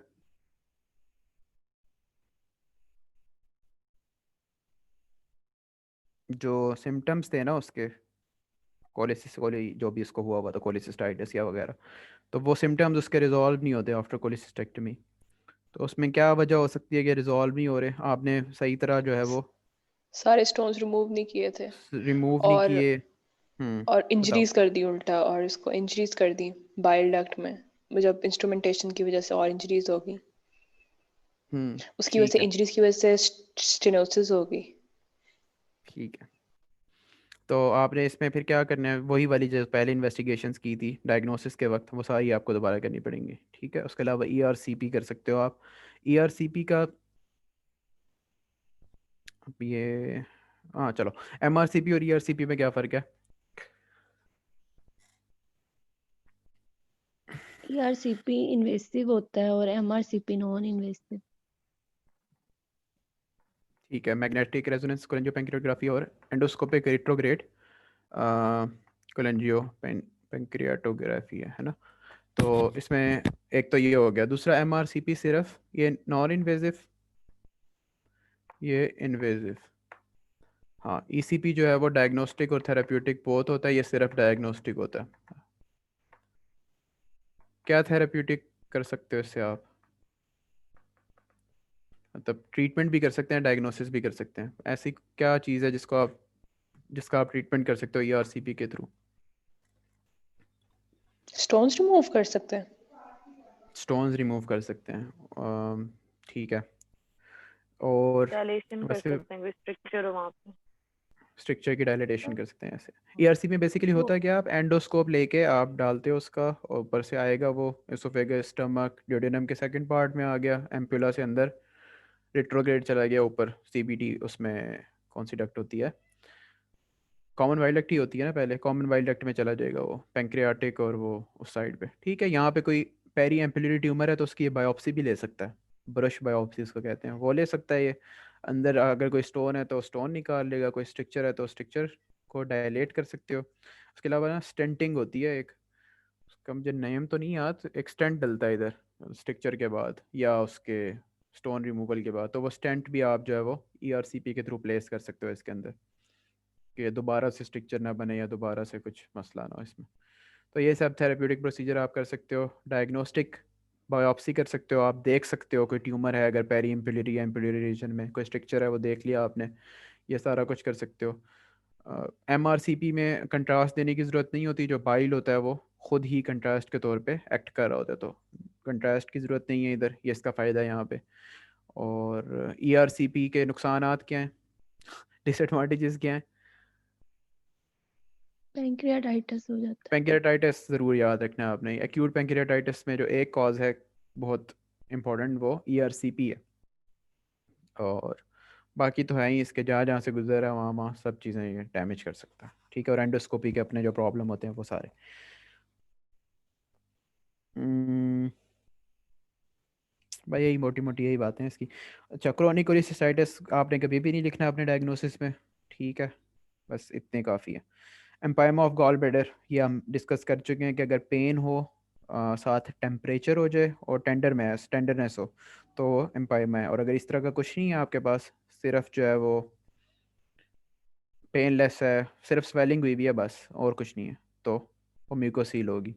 दोनों में ही आप अल्ट्रासाउंड कराते हो, दोनों में ही आप जो है वो कोलिसिस्टेक्टमी कर सकते हो। अ,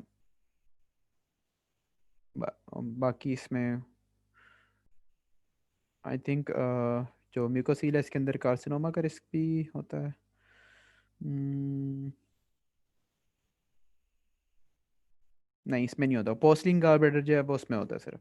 बाकी ए कैलकुलस कोलिसिस्टाइटिस यूजली जो है वो अनकॉमन है, किन पेशेंट्स में होता है, जो पहले से ही एडमिटेड हो आईसीयू में बर्न्स की वजह से, सेप्सिस, कोई मेजर ऑपरेशन, मल्टीपल ट्रॉमा, इन पेशेंट्स में जो है वो विदाउट स्टोन्स जो है वो कोलिसिस्टाइटिस हो जाता है। यूजली जो है वो विद स्टोन्स होता है, जिसको कैलकुलस कोलिसिस्टाइटिस कहते हैं।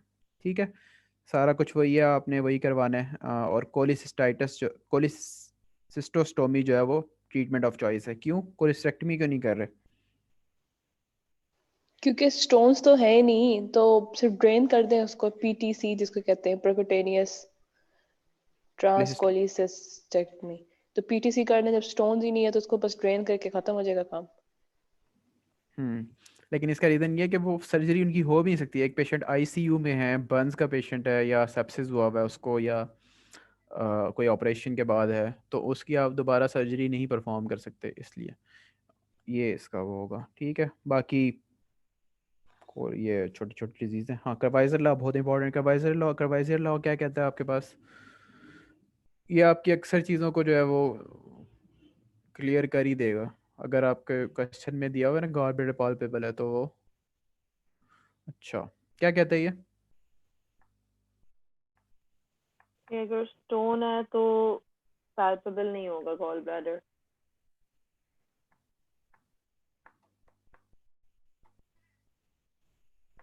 ठीक है, ठीक है। अगर गॉल ब्लैडर पाल्पेबल है तो कार्बाइजर लॉ आपको बताता है कि वो या तो कोलेंजियोकार्सिनोमा है इन अ पेशेंट ऑफ, किस चीज़ के पेशेंट में हम देख रहे हैं ये? ऑब्स्ट्रक्टिव जो jaundice. Obstruction obstructive obstruction of jaundice. CBD. Obstructive yes, jaundice के ऑब्स्ट्रक्टिव साथ जॉन्डिस के आता है, साथ आप, सीबीडी के साथ आता है। ऑब्स्ट्रक्टिव जॉन्डिस के साथ ही आएगा ना अगर सीबीडी बंद है तो। हाँ, ठीक है। कोलेंजियोकार्सिनोमा हो सकता है। और क्या चीज़ ब्लॉक कर सकती है सीबीडी को? मैलिग्नेंसी। अच्छा, ये वैसे ये कहता है कि सिर्फ अगर गॉल ब्लैडर पाल्पेबल है तो मैलिग्नेंसी है, और अगर गॉल ब्लैडर पाल्पेबल नहीं है तो मैलिग्नेंसी नहीं है, वो स्टोन है आपके या कोलिस्टाइटिस है। ठीक है, तो कोलेंजियोकार्सिनोमा के अलावा अभी तो पढ़ी है यार तुम लोग, तो पेंक्रियाटिक कार्सिनोमा, ठीक है, हेड ऑफ पेंक्रियास का। तो ये दो हो सकते हैं गॉल ब्लैडर पाल्पेबल, और नॉट पाल्पेबल है तो फिर आपके स्टोन हो सकते हैं, कोलिडो कोलिथियासिस वगैरह। तो क्यों नहीं होता उनमें पाल्पेबल और डिस्टेंडेड फाइब्रोसिस हो गॉल? जाती है तो ऑर्गन जो है वो कंट्रैक्ट हो जाता है। हाँ, उसकी रिपीटेड इन्फ्लेमेशन की वजह से जो है वो फाइब्रोसिस हो चुकी भी होती है, तो वो पाल्पेबल नहीं होता। तो ये आपको बड़ा हेल्प करेगा। कोलिडोकोलिथियासिस, फिर कोलिडोकोलिथियासिस में होगा गॉल ब्लैडर डिस्टेंडेड या नहीं? सीबीडी स्टोन्स को कहते हैं कोलिडोकोलिथियासिस, डिस्टेंडेड होगा या नहीं? नो। कॉन्ट्रैक्टेड नहीं, होगा। कॉन्ट्रैक्टेड होगा, फाइब्रोस्ड होगा। ठीक है, आपके पास क्या सिम्टम्स लेकर आएगा ये?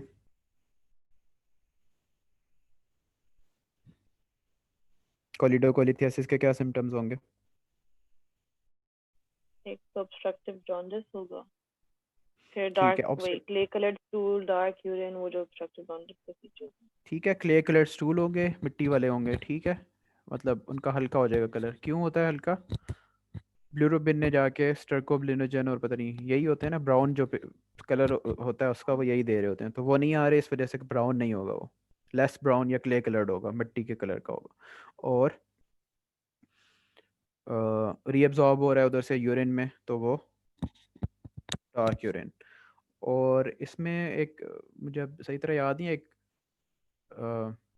Pruritus I think obstructive jaundice में ज़्यादा होता है ना? हाँ, वही जॉन्डिस की वजह से ही प्रूराइटिस हो रहा होता है, और सारी वो स्पाइडर एंजियोमास और वो सब कुछ। हाँ, प्रूराइटिस इसका जो है वो एक वो भी फीचर होता है। ठीक है, डायग्नोसिस आपका कैसे होगा? यही सारी जो आपको बताइए, अल्ट्रासोनोग्राफी आपने करवानी है, गॉल ब्लैडर को देखना है, सीबीडी को देखना है, स्टोन्स आपको उस पर नज़र आ जाएंगे, एमआरसीपी पे भी आ जाएंगे, ईआरसीपी पे डायरेक्टली थेराप्यूटिक डायग्नोस्टिक दोनों है। और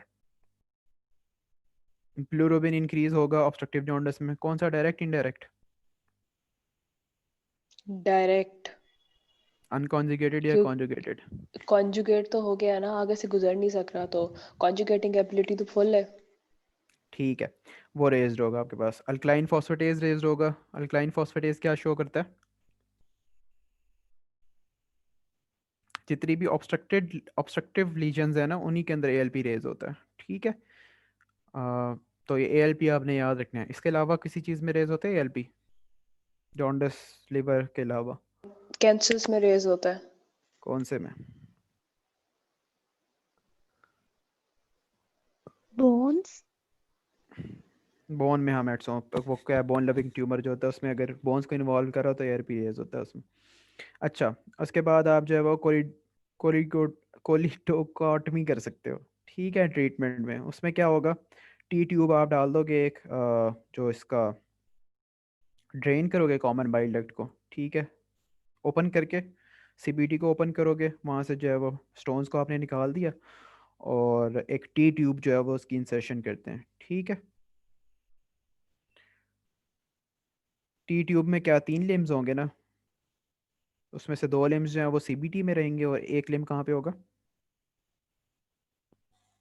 आउटसाइड। बाहर आ जाएगा। तो थोड़ी देर के बाद आपने 1 हफ्ते के बाद इसके अंदर से जो है वो डाई डालनी है, कोलेंजियोग्राम उसको कहेंगे। डाई डाल के आपने चेक करना है सीबीडी ठीक है या नहीं। तो बस यही, अगर सीबीडी ठीक होगी या तो आपने निकाल देनी है, नहीं ठीक होगी तो आप उसको वहीं पे रखोगे। सीबीडी स्टोन्स हैं, अगर इस वजह से ऑब्स्ट्रक्शन हुई भी है ना तो उनको फिर दोबारा से इवैक्यूएट करोगे। और यही है, कोलेंजाइटिस अगर डेवलप हो जाता है आपको तो यही सारी चीज़ें रहेंगी। ऑब्स्ट्रक्टिव जॉन्डिस होगा, पेन होगा, और एक एडिशनल क्या चीज़ आ जाएगी आपके डायग्नोसिस में। कोलेंजाइटिस कब आएगा? स्टोन्स की वजह से ही कोलेंजाइटिस हो सकता है। फीवर और ये जब चीजें आना शुरू हो जाएंगी। हाँ, फीवर आना शुरू हो जाएगा। फीवर, टेंडरनेस तो पहले भी थी, सॉरी पेन, टेंडरनेस है, पेन है, टेंडरनेस थी फिर और पेन थी, राइट अपर क्वाड्रेंट पेन थी, लेकिन यहाँ पे भी फीवर हाँ, था। राइट, उधर भी फीवर था, कोलिडोकोलिथियासिस में भी। कोलिडोकोलिथियासिस में फीवर था नहीं? I don't think fever जरूरी है वहाँ पे unless there's an सिम्टम उसके थे right upper quadrant pen, fever with jaundice and hypotension, जो मैंने वो लिखा हुआ है। हम्म, अच्छा, यूजुअली जो फीवर होता है ना वो कोलिडोकोलिथियासिस की तरफ नहीं, आपको कोलेंजाइटिस की तरफ लेकर जाएगा। फिर कोलेंजाइटिस की आप कॉज देख सकते हो। कोलेंजाइटिस की कॉजेज में सीबीडी स्टोन्स भी हैं, ठीक है, और अदर कॉजेज भी हैं, तो इस वजह से कोलेंजाइटिस की तरफ आपका जाएगा। triad है ना ये। चार्कोस्टेरॉइड आपने करना है। तीसरी चीज़ क्या है यार इसमें, क्या रह गया? वही mental status changes और वो सब, वो वो तो पेंटैड आ जाता है। नहीं, Reynold, obstructive jaundice, fever, jaundice और पेन। ठीक है, ये आपका आएगा। बाकी रेनॉल्ड्स में जो है वो मेंटल स्टेट चेंजेस और सेप्टिक शॉक है, ठीक है, उसको खैर इतना नहीं होता वो। डायग्नोसिस कैसे होगा आपका? यही चीज़ें आपने सारे यही वाले टेस्ट करवाने। एएलपी रेज होगा क्योंकि ऑब्स्ट्रक्टिव जॉन्डिस। हाइपरबिलिरुबिnemia होगा, इनडायरेक्ट, सॉरी डायरेक्ट या कॉन्जुगेटेड रेज होगा डायरेक्ट। इसलिए। हाँ, और ल्यूकोसाइटोसिस होगा, ठीक है। अल्ट्रासोनोग्राफी पे आपको गॉलस्टोन नजर आएंगे, डायलेटेड सीबीडी जो डायलेटेड वो नज़र आएगी। ट्रीटमेंट क्या है आपका? एंटीबायोटिक्स, फ्लूइड्स, एनाल्जेसिक्स आपने देने हैं। ईआरसीपी देख करके आपने कोई स्टोन्स वगैरह अगर हैं या जो हमने अभी थेरेप्यूटिक चीज़ें डिस्कस की हैं उससे जो है वो आप ड्रेनेज परफॉर्म कर सकते हो। नहीं अगर उससे होती है तो फिर आप ये पीटीसी कर सकते हो, परक्यूटेनियस ट्रांस हेपेटिक कोलिसिस्टोस्टमी इसको मेरे ख्याल से है ना। तो ये जो है ठीक वो है। आप कर सकते हैं। तो ड्रेन करना है आपने बस जल्दी जल्दी जो भी है। हाँ, कॉजेज इसके इंपॉर्टेंट है। कॉजेज कैसे होंगे? एक सीबीडी हो गया, उसके अलावा किस वजह से हो सकता है कोलिजाइटिस? मोस्ट कॉमन कॉज यही है, लेकिन अदर आपको थोड़े बहुत पता होने चाहिए। क्या बता आ जाइए? पैरासाइट्स, ऊपर सुपर एडेड इन्फेक्शन हो गई उसी में ही, स्टोन्स के साथ ही। हाँ, कोलिडोकल सिस्ट है, इंस्ट्रूमेंटेशन आपने की है, ये चीज़ें। और पैरासाइट्स जो हैं वो दो हैं, इधर एस्केरिस है और एक पता नहीं क्लोनोरकिस, मुझे उसका नाम भूल गया, लेकिन आपने वो अपने वाइवा के लिए ना याद रखना है। वो 10 कॉजेज में से एक वो भी है। किसी को याद है एस्केरिस के अलावा दूसरा पैरासाइट का क्या हाँ, नाम वो था? ऐसे ही है, CLONECHESIS टाइप का ही है कोई चीज। तो वो हाँ, याद रखना है आपने। क्लोनोर्किस ही होगा, लिवर फ्लूक है ना वो। हाँ, लिवर फ्लूक, हाँ वही, ठीक है। इसके अलावा बाइल डक्ट के स्ट्रिक्चर्स हैं, कंजेनिटल हो सकते हैं, पहले ही आपको पता है। ट्रॉमा की वजह से स्ट्रिक्चर हो सकते हैं, वो भी पता है। इन्फ्लेमेशन हुआ है, कोलेंजाइटिस, ईआरसीपी किया आपने, पैरासिटिक इन्फेक्शन, कुछ भी इस तरह का हुआ है ना तो उससे बन सकते हैं। और मलिग्नेंट हो सकता है, ठीक है, ये आपने याद रखना है। मलिग्नेंट जो है वो कोलेंजियोकार्सिनोमा है। कोलेंजियोकार्सिनोमा ना बहुत, मतलब as compare to C A head of pancreas उसकी इंसिडेंस कम है, ठीक है। तो आपने ज़्यादा सोचना है, अगर ऑब्स्ट्रक्टिव जॉन्डिस आपके पास एग्जाम में आता है तो वो कोलेंजियोकार्सिनोमा बहुत कम कम ही होता है, वो सी ए हेड ऑफ पेंक्रियास ज़्यादा होता है। बहरहाल क्लिनिकल फीचर्स क्या होंगे इसकी वजह से? बाइल डक्ट स्ट्रिक्चर्स की वजह से ऑब्स्ट्रक्टिव जॉन्डिस होगा, अभी हम देख चुके हैं। कोलेंजाइटिस भी हो सकता है, वो भी हमने भी पढ़ा है। इन्वेस्टिगेशंस आपने सारी वही करवानी है, ultrasound, MRCP, ERCP, ALP levels, bilirubin levels, CT scan, etcetera. Treatment क्या है? बिनाइन स्ट्रक्चर्स को आप डायलेट कर दोगे ईआरसीपी के थ्रू, और अगर मलिग्नेंट स्ट्रक्चर्स हैं तो उसकी फिर जो कोलेंजियोकार्सिनोमा का ट्रीटमेंट होता है वो भी हम आगे देखेंगे। गास्ट्रोनाइलियस आपको पता लग गया था पहले ही क्या होता है। जब गॉलस्टोन जो होते हैं ड्यूodenum से स्मॉल इंटेस्टाइन में चले जाते हैं तो इरोजन की वजह से सीबीडी को रोड करेंगे, ड्यूodenum को रोड करेंगे और उधर चले जाएंगे। ठीक है, ट्रीटमेंट क्या है उसका? लेप्रोटमी करनी है आपने। बेसिकली पैरालिटिक एलियस है ना ये, तो उसमें आपने कोलेसिस्टेक्टमी करोगे, स्टोन्स वगैरह को निकालोगे और ये सारा कुछ करोगे तो वो ठीक हो जाएगा पेशेंट। और पता कैसे लगेगा आपको? एक तो ऑब्स्ट्रक्शन होगी और साथ ये कैसे पता लगेगा कि ऑब्स्ट्रक्शन का स्टोन की वजह से? ये भी थोड़ी देर पहले अभी हमने देखा, जब भी ओपन वही होगा ना ट्रैक्ट आपका। एयर इन द हाँ एयर इन द हाँ, बिलियरी एयर आ जाएगी, air in the fistula biliary भी आ फॉर्म हो जाएगा क्योंकि जब वो इरोजन करके जा रहे हैं तो हाँ, उसी की वजह से जो वो एयर सीबीडी फ्लैरिटी वाला में होती है वो वहाँ सॉरी चली जाएगी। इसमें ना सीआईबीडी वाला पाथवे नहीं यूज करते, वो दूसरा वाला पाथवे यूज करते हैं। फिस्टुला फॉर्म होता है, इसकी ये थी कि इसमें सीबीडी से नहीं जाते, वो नई हाँ ठीक है, कम्युनिकेशन बनाते हैं इरोजन करके। यस फिस्ट्यूला के थ्रू जाते हैं। सही। और इसके एरिया से इतना कुछ खास नहीं है, बस नाम याद करना है आपने इसका। और tumours of the bile duct, ये तो मैं खुद पहली दफ़ा देख रहा हूँ। Adenoma, papillomatosis, leiomyoma, endocrine tumours. बस ये याद रख लो, इसमें benign multiple biliary papillomatosis is a pre malignant condition. ठीक है, ये याद कर लेना। कोलेंजियोकार्सिनोमा, कोलेंजियोकार्सिनोमा क्या है? अ, जो भी बाइल डक्ट का या उसका भी हो सकता है। तो बेसिकली ये एडिनोकार्सिनोमा है, इंसिडेंस का लो है, लेकिन अगर हो जाए तो बड़ा लीथल है। तो एसोसिएटेड फैक्टर्स क्या हैं इसके? स्क्लीरोजिंग कोलेंजाइटिस, उस बड़ा रिस्क इंक्रीज कर देगा इसका। कोलिडोकल सिस्ट्स, स्टोन्स, वर्म इन्फेस्टेशन, ये अभी हमने थोड़ी देर पहले देखे। इससे सारी चीज़ों में इसका रिस्क इंक्रीज हो जाता है। क्लिनिकल फीचर्स क्या होंगे? फिर वही आ जाता है, कर्वाइजर लॉ में हमने क्या पढ़ा है कि अगर ये होगा कोलेंजियोकार्सिनोमा या सी हेड ऑफ पेंक्रियाज होगा तो डायलेट जो आपका गॉल ब्लैडर होगा वो डिस्टेंडेड और पॉल्पेबल होगा, तो वो इसमें होगा।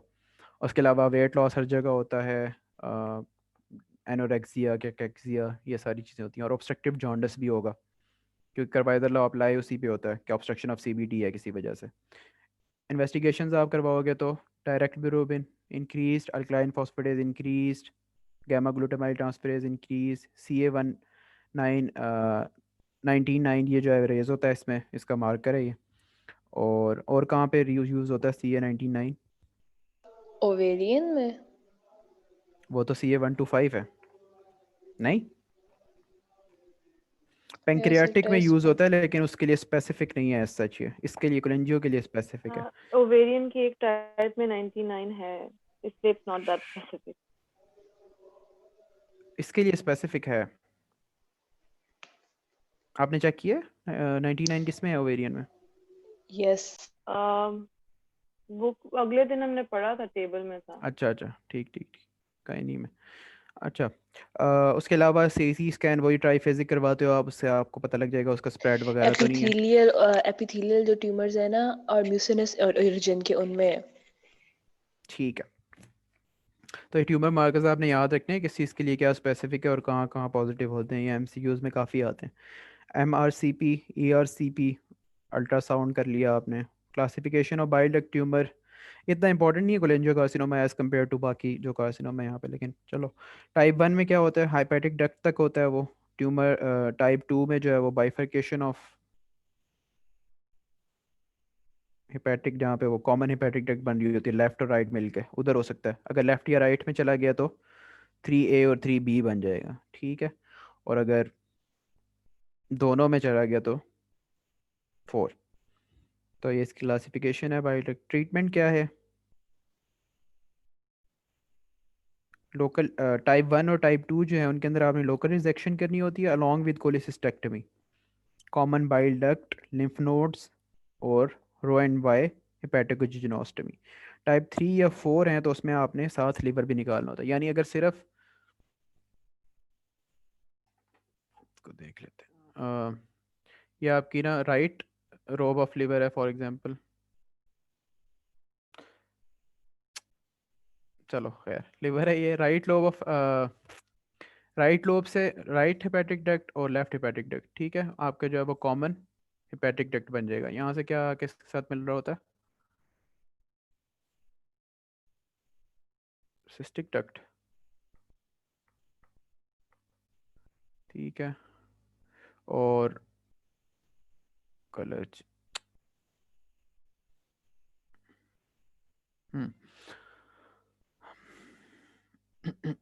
अगर सिर्फ यहाँ की इन्वॉल्वमेंट हुई हुई है तो इसको हम क्या कहेंगे? टाइप 1, ठीक है, कॉमन हिपैटिक डक्ट की, ये CHD है, ठीक है। अगर कॉमन हिपैटिक डक्ट भी इन्वॉल्व हुई हुई है और बाइफरकेशन भी इन्वॉल्व हुई हुई है तो ये C2 हो जाएगा, ठीक है। और अगर इसी तरह हम आगे जाते जाएं राइट और लेफ्ट साइड को, ये तो 3 हो जाएगा, टाइप 3, ठीक है। एक एक को इन्वॉल्व करिए, अगर दोनों को इन्वॉल्व हो रही है तो टाइप 4। अब जाहिर बात है बाइफरकेशन तक इन्वॉल्व हो रहा है, यहाँ से लेके यहाँ तक, तो आप ये वाली सारी चीज़ें इस साइड का निकालोगे सारा, लिवर को कुछ भी नहीं करोगे। और अगर टाइप 3 या टाइप 4 है, जब राइट और लेफ्ट हेपेटिक डक्ट्स इन्वॉल्व हो चुकी हैं, तो फिर आपको साथ रिस्पेक्टिव लोब ऑफ लिवर जो है उसकी रिजेक्शन भी करनी पड़ेगी, ठीक है। तो यही इसकी ट्रीटमेंट है। कीमोथेरेपी जो है वो इतनी ज़्यादा नहीं है, रेडिएशन आप कर सकते हो। ये आपके पास ब्रैकीथेरेपी का एक और एग्जांपल आ गया, प्रोस्टेट और ब्रेस्ट। और यहाँ पे कौन सा यूज़ होता है? आइरीडियम 192, ठीक है। एग्जांपल्स आपने ये अलग करके लिख लेनी है, आपका अलग से ब्रैकीथेरेपी पे जनरल में क्वेश्चन आता है। पैलिएटिव थेरेपी आप अगर करोगे तो उसमें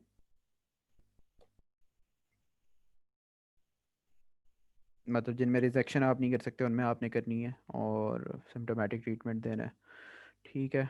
बहुत ही लीथल किस्म की मिलिग्नेंसी है इसमें, बहुत कम सर्वाइवल है, ठीक है। 100 लोगों में से 10 या 30 बचते 5 साल तक, तो इतने कम है, कम ही है सर्वाइवल।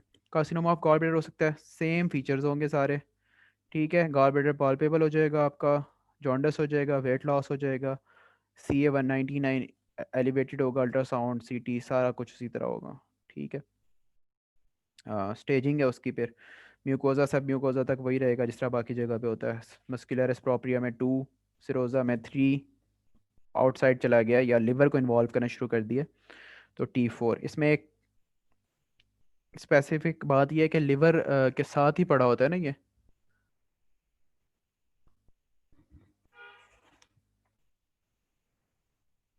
इन्होंने M1 नहीं दिया।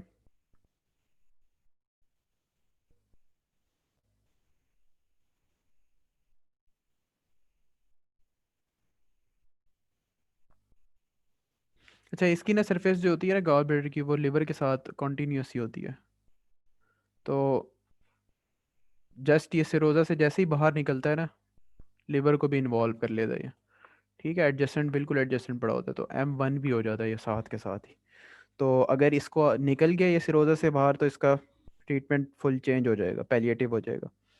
T1 में सिंपल कोलिसिस्टेक्टमी करनी है आपने, T2 में एक्सटेंडेड कोलिसिस्टेक्टमी करनी है जिसमें आपको साथ लिवर के कुछ सेगमेंट है 4B एंड 4, वो भी निकालने पड़ेंगे आपको, ठीक है। और अगर T3 या T4 चला गया आपके पास तो लिवर की रिजेक्शन होगी साथ, ठीक है। और कीमो रेडियो का कोई रोल नहीं है इसके अंदर, ठीक है। अब इसने एक क्वेश्चन लिखा हुआ है यहाँ पे, suppose someone has perform cholecystectomy and he sent the gall bladder. अच्छा, कोलिसिस्टेक्टमी उसकी स्टोन्स की वजह से या वट एवर रीज़न उसकी हुई और बाद में पता चला कि उसमें गॉल ब्लैडर कार्सिनोमा था, तो अब आपने क्या करना है? तो म्यूकोजा एंड मस्कुलरस प्रोप्रिया को इन्वॉल्व कर रहा था, तो हमने देखा कि म्यूकोजा एंड सब म्यूकोजा तक हो तो T1 होता है, मस्कुलरस तक हो तो T2, सिरोजा तक हो तो T3 and outside Sironja adjacent structures में हो तो T4। तो ये क्या बना? म्यूकोजा एंड मस्कुलरस को इन्वॉल्व कर रहा है तो T2 है T2। यार, तो इसमें प्रोपिया आप का जो है तो वो हाँ, एक्सटेंडेड कोलिसिस्टेक्टमी करोगे। कोलिसिस मतलब गॉल ब्लैडर तो पहले ही निकाल चुके हो आप, अब आप री एक्सप्लोर करके उसके सिस्टिक डक्ट, ठीक है, लिम्फ नोड जो है उसको लिम्फ नोड्स साथ। और ब्लड इसका लिवर का 4B और 5 सेगमेंट भी निकलेगा। मतलब री एक्सप्लोर करना है आपने, इसका आंसर ये। उसके अलावा बस यही है। ये आगे ये इंजरीज किसने टाइप्स दी हुई है, ये कभी आई नहीं है, किसी की नज़र से गुजरी है। बाइल डक्ट इंजरीज आइट्रोजेनिक, अच्छा लिखा भी हो इसने। तो not contraindicated for under graduate, बस को रीड कर लेना फिर खुद, कुछ इसमें ख़ास नहीं है। लंबा ही हो गया आज।